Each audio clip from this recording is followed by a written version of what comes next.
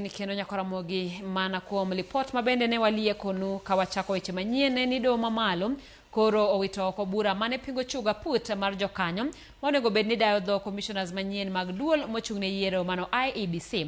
Okang' makoro kelo geno mar chuogo IEBC mabende osemoko e rot kuom thuolo mar higni 2 sani.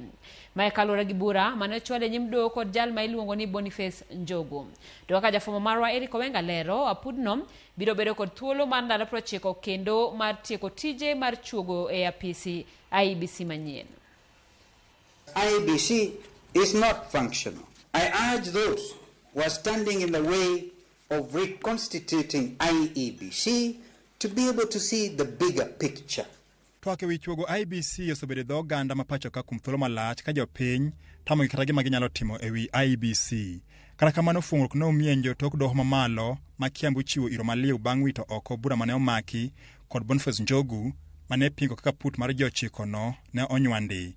Aput mabende noting'o Dr. Nelson Makanda mane en jakom, Fatuma Saman, Jambetre Kokimuli, Evans Misati, Nicodemus Bore, Andrew Tanui, Caroline Kituku kod ngire Adams Olo kaachiel kod Linda Kome. Jang'ad buche Dola Chepkwony nolero ni neno onge malong'o manyiso ni apudno ne oting'o thoth oganda ma okedho ot achiel. E kwayo mare Njogu nolero ni ji 4 kuom jokanyo ne okedho ot achiel mabalo kod dwaro mar dhoudi mamoko 42. Having established that the petitioner has not proven any of them, has not proven their alleged constitutional and statutory violations, the main orders being sought to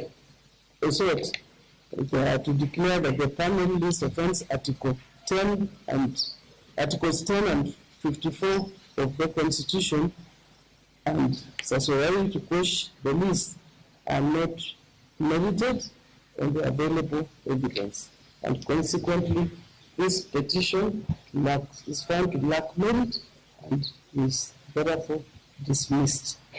Each party shall bear its own costs. Chenro mar chuogo IEBC bende nomoko e rot tok duond bura mar National Liberal Party nopingo jokanyo e doho tok ywaruok wuokie ewi jal mane onego bed ni duond bura mar Wiper kod National Liberal Party chwalo. One case marwa pod nitiere Court of Appeal. To again be wagone jo Kenya erokamano nikech ka oken pressure ma jo Kenya noketo ne doho kendo noketo ne serikal masani mondo cases ne winj haraka sani de pod wan ni case de pokorumo omiyo gino chiwo thuolo maber mondo koro ka onge gimoro amora kata ohinga moro manyalo chungo chuogo duol mar IEBC nyiso ni koro jo Kenya nyalo bedo gi duol mar IEBC e kinde machiegni mabiro mbele ka. Kil Duncan Okach lero ni wach mar chuogo IEBC onego chaki mapiyo kalore kod pek mantie gi sani. Kaka Kenya nitie sani to kaka ji osego koko kaka ji osewacho ni onego bed ni wabedo gi IEBC nikech ndalo modong' to tin. Ki paro Kriegler report nowacho ni ka wasetieko mana higni 2 onego bed ni wasebedo ready mondo wadhi wago ombulu bang' Ignich. But sani kirango sani to iyudo ni pod waonge gi IEBC kata sani. Maka ng'ato dwa pod chwalo appeal mondo many kata orders moko be okapar ka Court of Appeal nyalo yie. Jokanyo manomiyo chwal bura e doho gin kaka Caroline Kituku, Jambetre Kokimoli, Andrew Tanui Kipkoech, Nicodemus Bore Kipchirchir. Jang'ad buche bende nowito oko bura mane ochwal kapingo jakanyo mar Azimio e apurno kowacho ni jater ywak ne okoso lero kaka Azimio ne okoluwo dwaro makare mar chwalo jakanyo margi. Omiyo ok wapar ni Ker William Ruto nyalo kawo chike lwete mondo endelea gi gazetting the new officials mag IEBC selection panel ka case marwa poko winji mong'adi. Wamor ni doho nosemiyowa tarik 28 mano juma makinyne. Wan bende wadhi bet e doho mar Court of Appeal kidi winji wak kwa mondo ng'eni to e ng'ur mane otere doho ni ere jago no mano koso ne wadi. Dwa chiwo order sani. Maybe judge no unless koko dak Kenya. Judge modak Kenya ong'eya ni sani wegino timre we wachak process to onyalo harakisha case cha.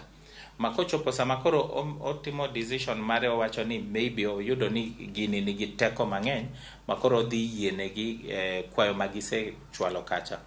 Wito oko mar burano koro biro chiwo thuolo mane od bura mar chwalo nyinge 9 mag jokanyo ne jatend piny William Ruto mondo puodhgi mar chako tijgi ayanga. E seche ma jo-Kenya koro rito gi liyo mokalo chenro mar chuogo duol ma IEBC manyien tok doho ma Kiambu chiwo thuolo matimo kamano. Kwayo ma jo-Kenya gie sani en kik chik moro mapoya kendo gol mar chungo chenro ma kamano. Eric Owenga, Ramogi TV, Nairobi.